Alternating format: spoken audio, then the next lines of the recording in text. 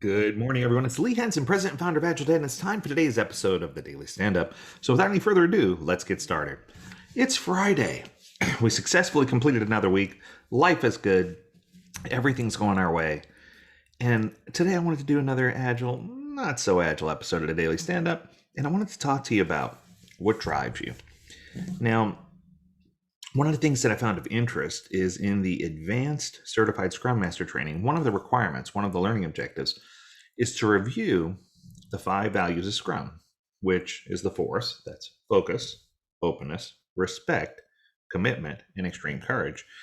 And after reviewing those, they ask you to challenge the people who are about to become advanced Scrum Masters and ask them not only how do they apply these things in the workplace, but how do they apply these things in their personal life or personal growth.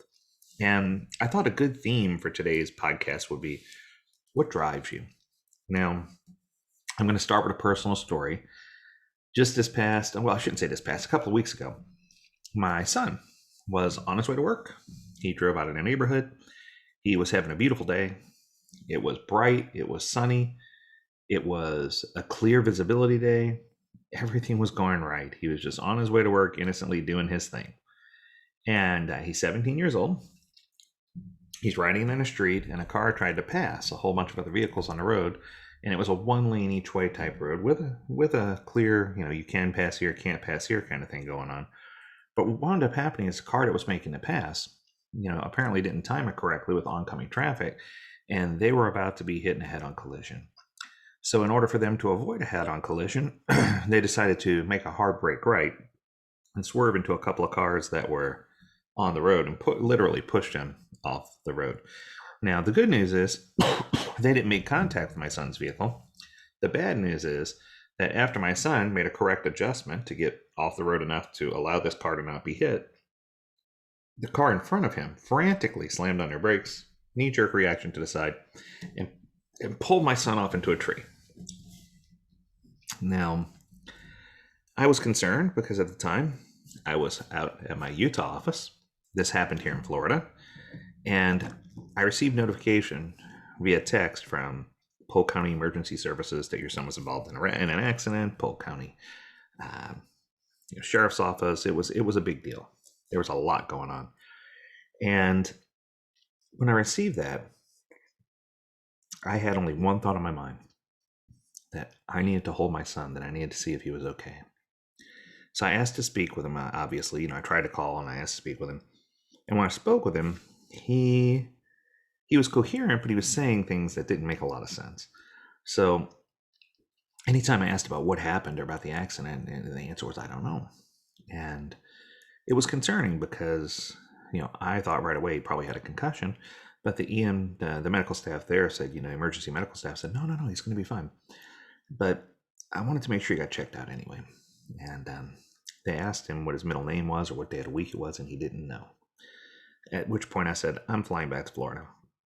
So I hopped on a plane and I got here as fast as I could. This probably happened at about 3 Eastern.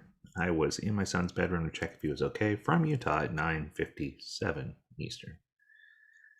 I think my point here is that there was nothing that was going to stand in the way of me making sure that the most important thing to me, my son, was okay.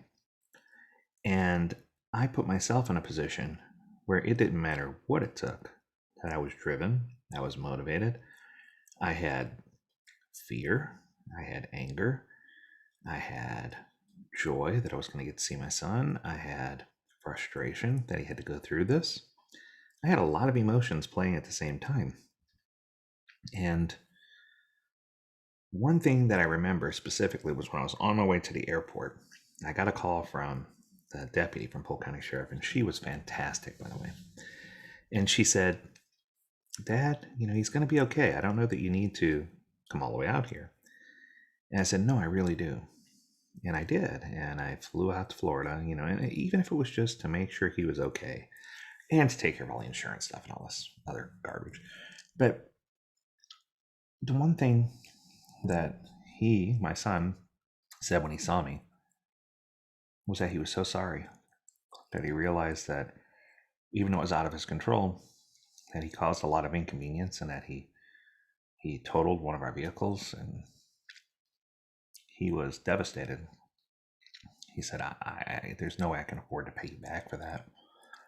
And my answer to him was, you've already paid me back through your whole life, man. Just having you be the young man that you are, and having you do the things that you do, those are the things that motivate me and drive me to keep going. And I've discovered that my wife, my kids, those are the things that make me who I am. The people that I surround myself with, my team when I'm at work. It's important for you to take yourself and envelop yourself and literally implant yourself inside of a group of people who are going to uplift you, who are going to support you, who are going to sustain you, who are going to help you, who are going to help make sure that you have all the tools you need to be successful. The good news is my son is incredibly okay, that things in life are replaceable, but people aren't, and relationships aren't. So I guess my message for this Friday is a question, and it came originally from the Scrum Alliance. So I'm going to ask you, are you personally focused on the things that are most important? Are you open and honest in your communications with your spouse, your partner, your significant other, your boyfriend, your girlfriend, your kids? Are you open and honest in your communication? Do you treat everyone with dignity and respect? Regardless of what the news says, the church says, your friend says, do you treat everyone with dignity and respect? And if not, why not, right? Are you able to take off those blinders and really just stop looking at the world as people of color or people of race or people of ethnicity or who they love or who they worship? None of that should matter. Are you able to treat everyone with dignity and respect? When you make a commitment, do you keep that commitment? Do you live up to the things you say you're going to do? One of the things you can ask any of my kids is, if dad says he's going to do something, he does it. And I think that's so important, because I think that in our personal and professional lives, that should be something that we strive for. And then finally, do you exhibit extreme courage when you don't know the details, when you are scared, when you don't know exactly what's happening and you're thousands of miles away? Do you take a deep breath, build up that courage, and do what you need to do to get there, to be there for the person that needs you?